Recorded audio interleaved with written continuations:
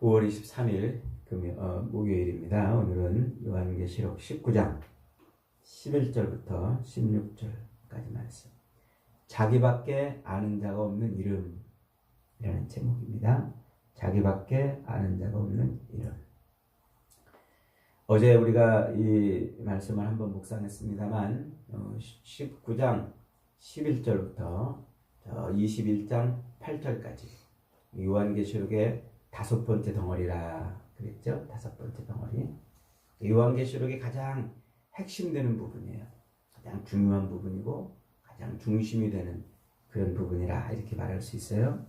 그래서 이 세상의 역사, 눈에 보이는 이 세상의 역사의 그 이면에 하나님의 역사, 하늘의 역사, 영의 역사가 있다 그랬죠. 그래서 눈에 보이는 이 세상의 역사가 어떻게 세상에 펼쳐지는지 그 실체, 그 하늘의 역사, 그것을 보여주려고 그러는 거예요. 그래서 앞에서 지금껏 이 요한계시록을 지금까지는 그 구속의 관점으로 지금까지 이 세상 역사와 하늘의 역사를 설명해 왔다면 이번에는 작정과 예정의 관점으로 이 하늘의 역사를 설명하고 있는 거예요. 작정과 예정의 관점. 한번 따라해 보겠습니다. 작정과 예정. 어려운 말이고 내용도 신학적으로 굉장히 방대한 내용이 들어있는 것이라 오늘 다 설명을 못합니다. 그냥 하나님의 예정, 하나님의 작정, 작정과 예정의 관점으로 지금 세상의 역사, 하늘의 역사를 지금 설명하려고 그러는구나. 이렇게 이해를 하시면 되겠습니다. 자, 어제는 백마와 그것을 탄 자, 곧 충신과 진실이라 이름하는 분, 그분이 공의로 심판하고 싸우더라 그랬죠. 그러니까 그 구절은 이제 하나님의 언약, 창조로부터 태초로부터 모든 세상 모든 만물을 창조하실 때부터 계셨던 그분이 하나님의 언약, 창조주 하나님의 그 언약을 이루시려고 구원과 심판의 주로 이 땅에 오셨다 그랬어요. 그래서 그 하나님의 창조주 하나님의 언약을 이루시려고 오신 그 예수님이 충성되이 그리고 진실하게 하나님의 언약을 성취해 가시는 모습을 그렇게 충성과 진실이라고 이름하는 분이라 이렇게 이제 소개를 했습니다. 그러니까 하나님께서는 창조 때부터 이미 하나님의 언약을 세상에 선포하시고 그것을 누구를 통해 이루신다고요? 예수 그리스도. 예수님이 하나님의 언약을 성취하시는 분이에요. 그분이 창조 때부터 하나님과 함께 계셨는데 그분이 충성되이 그리고 진실하게 그렇게 하나님의 언약을 성취해 오시고 성취해 가실 거예요. 그래서 그분이 마지막까지 그것을 성취하시려고 뭐 하신다고요? 싸우신다 그랬어요. 그 싸움은 저 마귀와 계속 싸우는 그 정도 싸움이 아니라 하나님의 언약을 이루시려고 전심을 다해서 우리를 그렇게 막 몰아치고 몰아가고 이끌어가는 그걸 싸움이라 이렇게 표현한다고 그랬어요. 그래서 예수 그리스도의 그 몸부림, 예수 그리스도가 하나님의 그 언약을 이루기 위해서 당신이 십자가에 죽으시고 그리고 악한 영과 사탄의 그 모든 계략들을 막아내시고 그리고 죄로 오염되어 있는 우리를 씻겨내시려고 몸부림치는 그것을 싸우신다 이렇게 이제 표현을 한다고 그랬습니다. 자, 그것을 잘 이해를 하셔야 돼요. 자, 그런데 오늘 본문에서 이제 우리가 한 번 더 살펴볼 것은 그 예수님을 여러 가지로 표현하는데 그 예수님의 이름이 여러 가지로 소개가 되고 있어요. 11절에는 충신과 진실이라고 이렇게 표현했죠. 12절에는 자기밖에 아는 자가 없는 이름이라고 지금 말하고 있어요. 13절에는 하나님의 말씀이라고 이름을 소개하고 있어요. 16절에는 만왕의 왕, 만주의 주라는 이름을 소개해주고 있어요. 그러니까 이 12절부터 지금 16절까지 예수님의 이름을 네 가지로 소개해주고 있는 겁니다. 첫 번째, 충신과 진실은 이미 앞에서 설명 다 했어요. 창조주 하나님의 언약을 창조 때부터 함께 계셨던 그 그리스도께서 충성되이 진실하게 그 언약을 이루시는 모습, 그 삶, 사역을 충신과 진실이라 이렇게 이제 표현하는 거예요. 자, 두 번째는 13절에 하나님의 말씀이라고 그랬어요. 그 이름이 하나님의 말씀 그랬어요. 요 번역은 하나님 곧 말씀 이렇게 번역하는 게 더 좋아요. 이 소유격, 동격 소유격이라는 용법을 쓰고 있는데, 그러니까 지금 태초부터 계신 그분이 하나님 곧 말씀이란 말이에요. 우리가 이제 요한복음 공부할 때 요거를 배웠습니다만은 요한복음 1장에서 이렇게 말씀하잖아요. 태초에 말씀이 계시니라. 그 말씀이 하나님과 함께 계셨으니 그 말씀은 곧 하나님이시라. 그 얘기예요. 그걸 지금 이렇게 표현하고 있는 거예요. 그걸 우리 지금 요한계시록에서는 하나님의 말씀이라고 번역을 했다는 거예요. 그걸 하나님 곧 말씀이라 이렇게 번역하면 더 좋았겠다. 지금 그 얘기를 하고 있는 겁니다. 하나님 곧 말씀. 그래서 요한 1서에도 그렇게 말하잖아요. 태초부터 있는 생명의 말씀에 관하여는 우리가 들은 바요 눈으로 본 바요 자세히 보고 손으로 만진 바라. 그 하나님이 곧 말씀이었고 그 말씀이 곧 하나님이란 말이에요. 그래서 그 말씀이 로고스 세상 모든 것들을 움직이는 주장하고 통치하는 로고스인데 그분이 육체로 오셨다는 거예요. 헬라 철학에서 말하는 그 로고스, 그냥 세상 모든 것을 움직이는 원인자로서의 로고스로만이 아닌 그 로고스가 직접 육체로 이 땅에 오셨다는 거예요. 그래서 그 말은 이제 좀 어렵게 설명하면 이런 말이에요.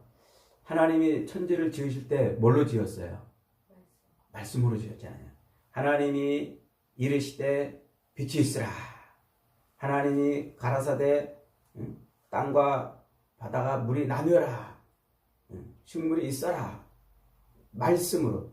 하나님의 입에서 나오는 말씀은 그대로 뭐가 됐어요? 이루어졌어요. 성취가 됐어요. 그죠?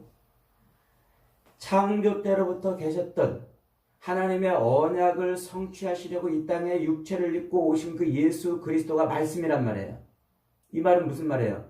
하나님이 창조 때부터 인간을 구원하시려고 당신의 언약을 선포한 그 선포가 그대로 성취된다 안 된다? 성취된다는.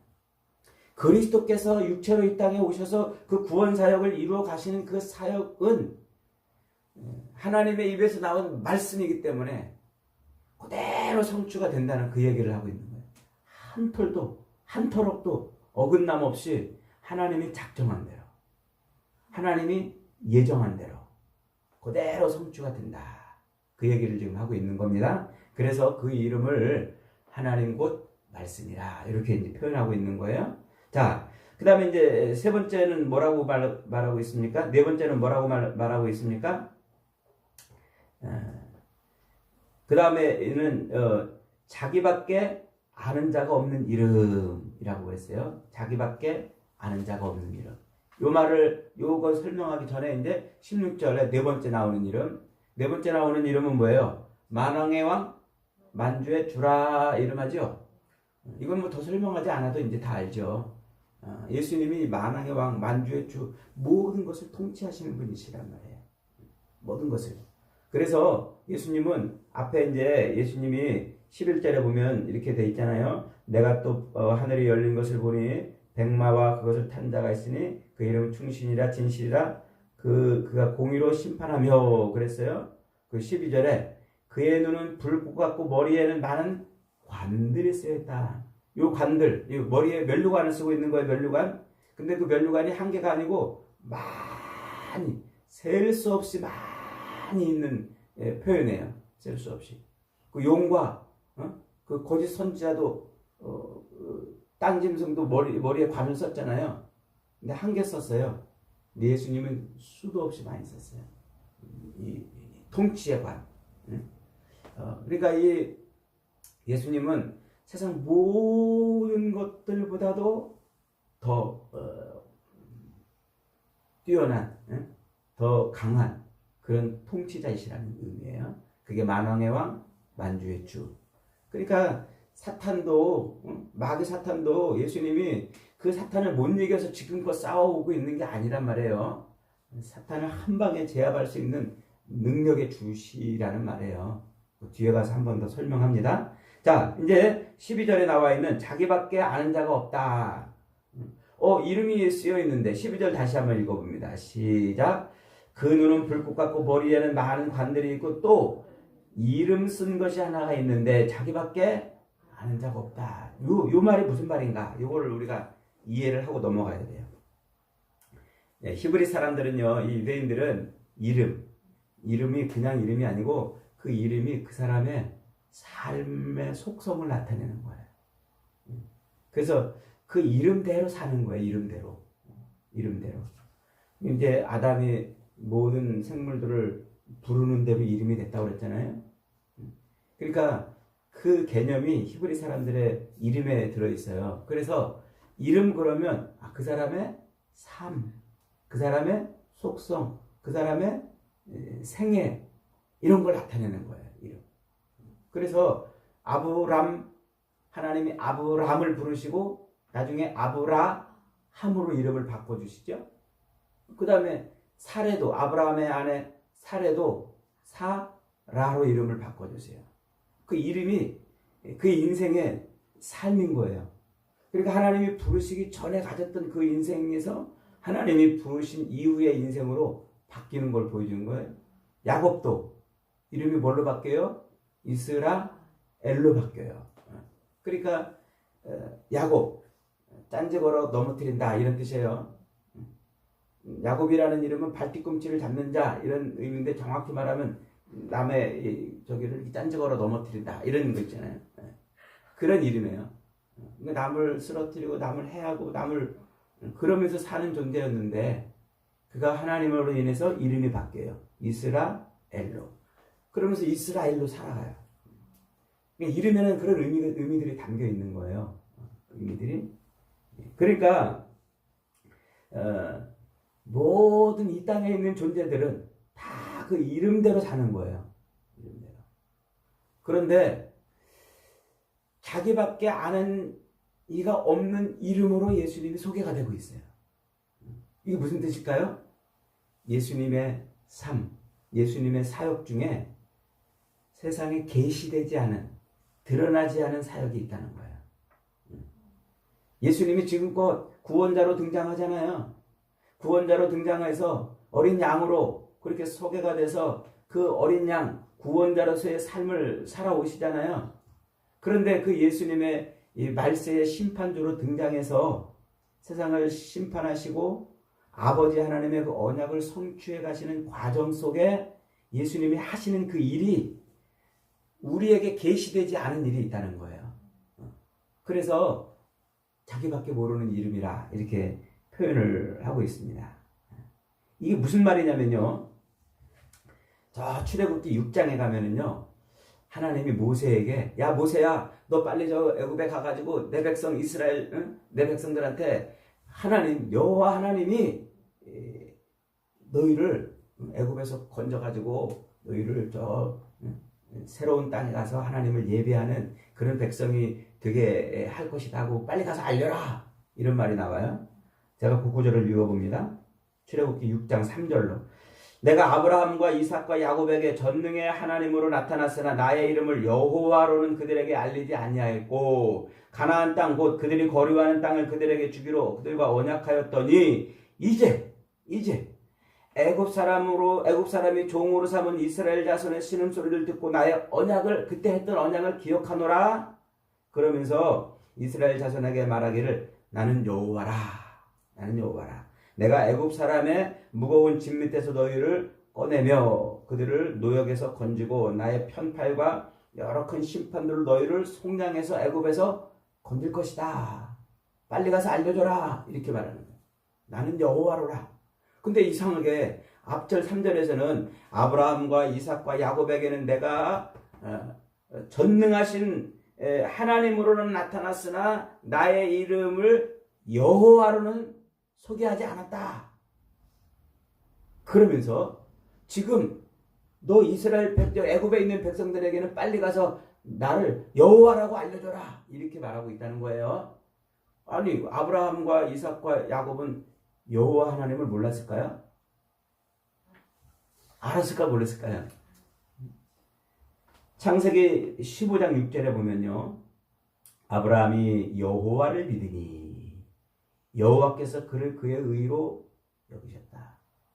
아브라함이 누구를 믿었어요? 여호와를 믿었어요. 그리고 아브라함이 여호와 하나님을 부르는 이름 여호와 하나님이여 이렇게 부르는 장면들이 여러 나와요. 자, 이삭은 어떨까요? 창세기 26장 25절에 이삭이 그곳에 제단을 쌓고 여호와의 이름을 부르며 거기에 장막을 쳤다 그랬어요. 그러니까 이삭도 여호와의 이름을 불렀어요. 안 부른 게 아니에요. 여호와의 이름을 모른 게 아니에요. 자, 창세기 32장 9절에 가면 야곱이 또 이르되 내 조부 아브라함의 하나님 내 아버지 이삭의 하나님 여호와여 주께서 내게 말씀하시기를 이러면서 여호와의 이름을 불러요. 그러니까 아브라함과 이삭과 야곱도 여호와의 이름을 불렀어요. 그런데 왜 하나님은 아브라함과 이삭과 야곱에게는 내가 전능의 하나님으로 나타났지만 여호와로는 나타나지 않았다. 이렇게 말씀하고 있는 걸까요? 지금 왜 이 애굽에 있는 백성들에게는 내가 여호와로 나타난다 이렇게 말씀하는 걸까요? 이게 무슨 소리냐면 아브라함과 이삭과 야곱은 전능하신 그들의 삶에 함께하셔서 그들을 도우시고 이끄시는 전능하신 하나님으로는 하나님을 알았지만 구원의 하나님은 모르는 거예요. 애굽에서 건져내시고 죄악에서 건져내시고 죽음에서 건져내시고 홍해를 건너서 그들에게 새 삶을 주는 구원의 하나님으로는 여호와 하나님을 알지 못한 거예요. 이해가 되세요? 네. 그러니까 하나님이 아브라함과 이삭과 야곱에게는 전능의 하나님으로 그들에게 복을 주시고 은혜를 주시고 그들에게 큰 민족을 이루시는 능력의 하나님으로 나타났지 죄에서 건지시고 구원하시는 구원의 하나님으로는 나타나지 않은 거예요. 그런데 지금 애굽에 있는 백성들을 꺼내시려고 이 모세를 통해서 지금 자기를 무슨 하나님으로 보여주시는 거예요? 구원의 하나님. 애굽에서 건지시고 죄에서 건지시고 홍해를 건너사 그들의 생명을 구원하시는 하나님으로 등장한다는 말이에요. 그러니까 아브라함과 이삭과 야곱에게는 구원의 하나님이 계시되지 않았어요. 그분이 죄에서 우리를 건지시고 우리를 살리시는 분이시구나 하는 걸 모른 거예요. 아브라함과 이삭과 야곱. 그런데 모세 이후에는 하나님이 어떤 하나님? 죄에서 그들을 건지시고 그들에게 생명을 불어넣어서 하나님의 약속의 땅으로 가서 하나님을 예배하도록 만드시는 하나님이에요. 구원의 하나님. 그런 의미예요. 그래서 그 이름을 알리지 않았다. 이렇게 지금 표현하고 있는 거예요. 하나님의 그 하시는 일, 하나님의 속성, 하나님의 그 사역을 다 드러내지 않았다는 의미예요. 다 드러내지 않았다. 우리가 그 감추어졌다는 의미로 바벨론에 대해서도 배웠잖아요. 바벨론의 이름도 그랬잖아요. 계시록 17장 5절에 보면 그 이마에 이름이 기록되었으니 비밀이라. 큰 바벨론이라 땅에 음녀들과 가증한 것들이 어미라 그랬잖아요. 그 용과 그 땅 짐승들, 바다 짐승들이 세상에 나와가지고 활동하는 그 모습을 비밀이라 이렇게 소개했다고 그랬잖아요. 그러니까 우리가 다 미처 알 수 없는 그런 일들을 행하는 존재란 말이에요. 우리가 다 헤아릴 수 없는 그런 일을. 그래서 비밀이라 그런. 이게 지금 마찬가지예요. 예수님께서 이 땅에 오셔서 창조 때부터 선포하신 하나님의 그 언약을 이루시려고 육신을 입고 이 땅에 오셔서 사역을 하시는데, 그 모든 사역은 구원의 그 십자가를 지시는 사역을 하시는 것으로만 우리에게 계시됐지, 또 한편에 마지막 종말의 심판을 이루시는 그 예수 그리스도의 사역으로는 우리에게 나타나지 않았다는 말이에요. 나타나지 않았다. 그래서 자기밖에 아는 일이가 없는 이름이라 이렇게 말하는 거예요. 그러니까 요거를 조금 이렇게 다른 각도에서 설명하면, 말세에 세상에서 예수 그리스도께서 행하시는 그 모든 일, 그걸 우리가 다 이해할 수 있다 없다? 없다는 거예요. 우리가 다 알 수 없어요. 하나님이 하시는 그 모든 일들을 우리가 다 알 수 없다는 말이에요. 하나님은 우리가 감히 상상할 수조차, 우리가 측량할 수조차 없는 그런 놀라운 섭리로 하나님의 일을 이뤄가고 계시다, 그 말을 지금 하고 있는 거예요. 예수님이 이 땅에 육신을 입고 오셔서 단지 십자가에서 못 박혀 죽으시고 부활하신 것으로 우리의 구원을 완성하시는 분이 아니셨던 거예요. 그분은 우리가 알지 못하는 또 다른 놀라운 능력을 행하고 계셨던 거예요. 특별한 섭리를 이뤄 가시고 계셨다는 거예요. 우리는 하나님의 그 어마어마한 일들, 예수 그리스도께서 행하시는 그 모든 일들을 다 알지도 못하면서 아는 것처럼 껍죽거리잖아요. 교만하고 하나님의 뜻을 다 아는 것처럼 너무 건방을 떨어요. 이 작은 바가지 안에 세상의 그 모든 것을 어떻게 다 담습니까? 이 조그만 바가지에 태평양물을 다 담을 수 없듯이 이 작은 머리통 안에 하나님의 그 측량할 수 없는 그 위대하고 원대한 그 모든 뜻을, 그 계획을 어떻게 다 담아낼 수 있겠습니까?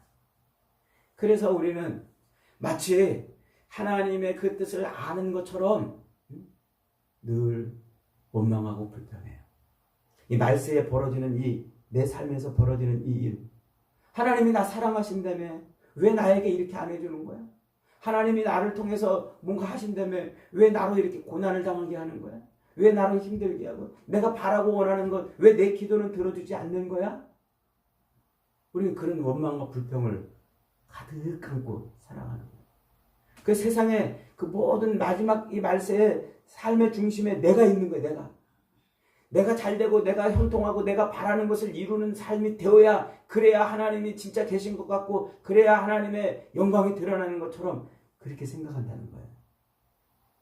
그러나 우리의 작은 바가지로 다 측량할 수 없는 그리스도의 또 다른 사역이 있는 거예요. 또 다른 사역. 그걸 비밀이라 이렇게 지금 말하고 있는 거예요. 그러므로 여러분, 우리는 이 말세에, 우리 인생에 말세를 살아가는 동안 우리 삶에서 내가 이해할 수 없고 우리 삶에서 내가 다 헤아릴 수 없는 그런 일들이 내게 벌어져도 나는 뭐예요? 아멘하고 갈 수밖에 없어요. 아멘하고. 왜? 그 일은 하나님이 입에서 나온 말씀대로 그대로 성취되는 일이기 때문에 그런 거예요. 원망할 수 없어요. 하나님을 불평할 수 없고, 왜 하나님이 왜 이렇게 하셨습니까? 따질 수 없는 거예요. 이게 하나님의 예정과 작정이란 말이에요. 우리가 다 헤아릴 수 없는 하나님의 그 놀라운 일들. 가끔 세상 사람들이 그래요. 기독교를 보고 하나님 사랑의 하나님이라며 왜 세상에 이렇게 전쟁이 일어나게 하고 저 수많은 사람들을 뭐 죽게 하는 거야? 그러잖아요. 하나님 살리시는 하나님이라고 그러면서 왜 수많은 사람들을 저렇게 막 전염병으로 죽게 하고 전쟁으로 지금도 얼마나 많은 사람들이 죽어. 사랑의 하나님이라고 그러면서 이스라엘이 저 팔레스타인을 공격해서 지금 얼마나 많은 난민들이 얼마나 죽어가고 있냐고 하나님을 원망하고 불평하고 그래요. 우리가 몰라서 그런 거지 그게 하나님의 불의함이 아니에요. 사랑의 하나님이 사람을 죽이는 그런 어처구니 없는 일을 행하시는 것이 아니란 말이에요. 하나님의 뭐 가운데 있어요? 이게 예정과 작정 가운데 있어요. 이 말은 너무 설명하기에 너무 방대한 얘기고 이 새벽에 다 설명한다는 것도 불가능합니다.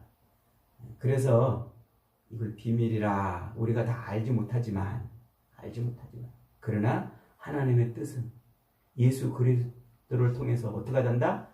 반드시 성취된다. 반드시. 여러분, 저와 여러분의 인생에서 하나님의 뜻은 반드시 이루어지는 줄 믿으시기 바랍니다. 저와 여러분의 삶 속에서 하나님이 작정하신 일들은 고스란히 성취되는 줄 믿으시기 바랍니다. 그러므로 우리가 할 일은요, 내가 이해가 안 되고 내가 바라고 원하는 것을 얻지 못했다고 하나님을 원망하고 불평하고 하나님을 따지듯 그럴 게 아니라 우리는 그분의 뜻은 반드시 성취되니까 그분 앞에 무릎 꿇고 아버지의 뜻을 자꾸 찾는 거예요. 아버지의 뜻을. 하나님의 뜻이 이루어지기를, 역사 속에서 이루어가는 마지막 종말의 때에 그리스도께서 이루어가시는 그 모든 일을 내가 다 알 수는 없지만은 그러나 아버지의 뜻대로 그 모든 일이 고스란히 성취된다는 사실을 믿고 우리는 그분께 뭐하는 삶? 순종하는 삶. 그분을 고스란히 따라가는 삶을 살아가야 된단 말이에요. 지금껏 설명했지만 말세에 우리가 육체의 남은 때를 살면서 금방 우리를 천국으로 들어가지 않고 이렇게 구원받았다고 말하면서도 이 고난의 삶을 살게 하는 게 그것에 대해서 이렇게 설명하고 저렇게 설명했지만 다 이해가 안 되잖아요. 근데 이해가 안 된다고 우리가 하나님을 원망하고 따지는 것이 아니라 하나님이 지금 뭔가를 하고 계시구나. 하나님이 하시려고 하는 일이니까 고스란히 이루어지겠구나. 우리는 믿고 순종하고 따라가야 된단 말이에요. 따라가야 된다. 그래서 우리는 우리에게 요구되는 것은 충성과 순종밖에 없어요. 그게 그리스도께서 가신 길이잖아요. 충성과 순종, 그 길을 주님이 가신 길이에요. 그걸 보여줬으니까 그 길로 우리는 따라가는 거예요. 그래서 이 땅에서 우리가 할 일은 오직 뭐 하는 거예요? 우리 주님이 이 땅에서 보여주셨던, 우리에게 보여주셨던 삶, 그 삶만큼만 따라가는 거예요. 그 삶만큼. 그 이상은 것 내가 상상해서 그 이상의 것 내가 다 추측해서 할 수 없어요. 주님이 우리 앞서서 오셔서 우리에게 보여주시고 우리에게 말씀하시고 우리 앞서서 가신 그 길만큼만 우리가 따라가는 거예요. 믿습니까, 여러분? 그게 우리 삶이에요.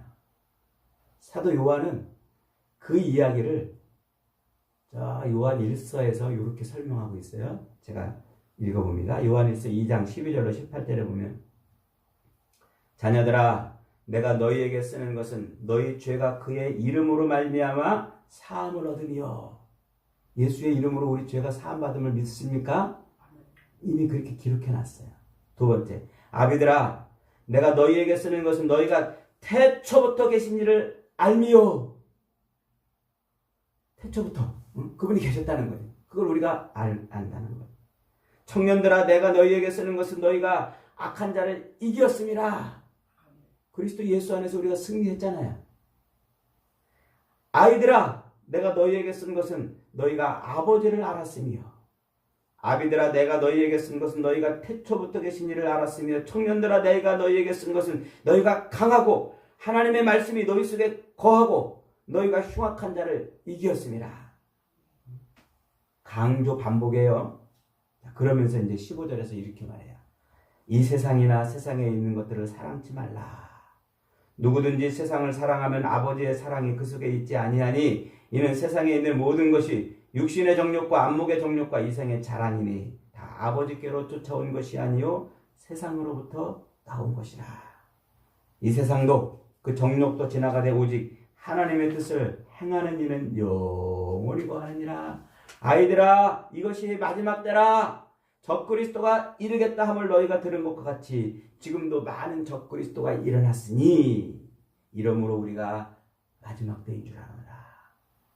그러니까 이 마지막 때는 우리에게 계시된 하나님의 말씀을 통해서, 성경을 통해서 계시된 그 말씀, 그 믿음, 그거 붙들고 세상을 사랑하는 것이 아니라 하나님의 사랑을 사랑하며 살아가라. 그 얘기예요. 그래서 이 세상에 있는 것이나 세상에 있는 것들을 사랑치 말라 그랬어요. 세상을 사랑하면 아버지의 사랑이 그 속에 있지 않다 그랬습니다. 이 세상에 있는 모든 것이 다 육신의 정욕, 안목의 정욕, 이생의 자랑으로, 이것은 아버지께로 쫓아온 것이 아니라 세상으로부터 나온 것이라 그랬어요.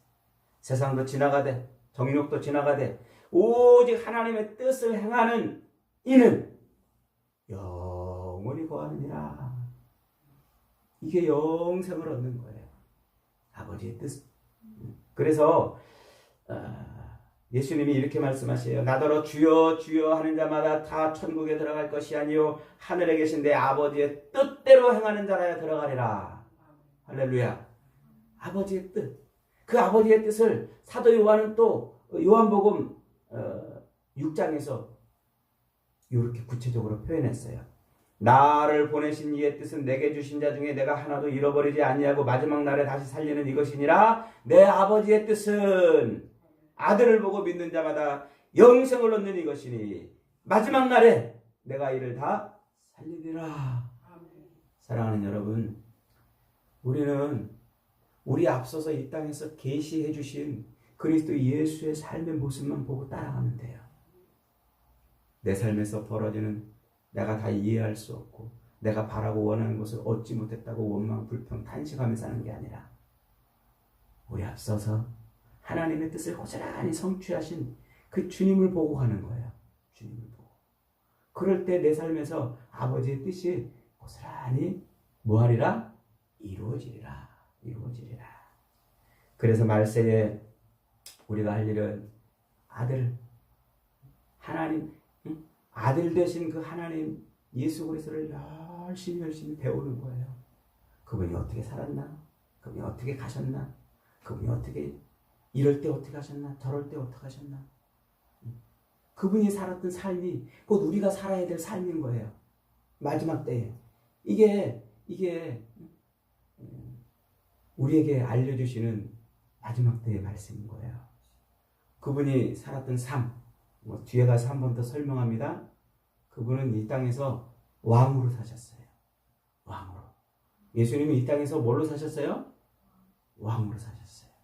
그래서 우리가 그와 함께 세세토록 왕노릇 할 거예요. 왕의 삶을 살았던 그분의 모습대로 살면서 말이죠. 여러분, 호세아서 6장 3절은 이렇게 말합니다. 그러므로 우리가 여호와를 알자. 힘써 여호와를 알자. 그의 나타나심은 새벽빛같이 어김이 없나니 비와 같이 땅을 적시는 늦은 비와 같이 우리에게 임하시느니라. 오늘도 어김없이 우리의 삶을 이끌어 가시고 어김없이 하나님의 작정하신 대로 예정하신 대로 우리를 끌고 가시는 그 하나님의 손에 우리의 삶을 맡기고 우리 앞서 가신 주님을 그대로 따라가는 저와 여러분이 되시기를 주님의 이름으로 축복합니다. 아멘. 말씀 들고 기도.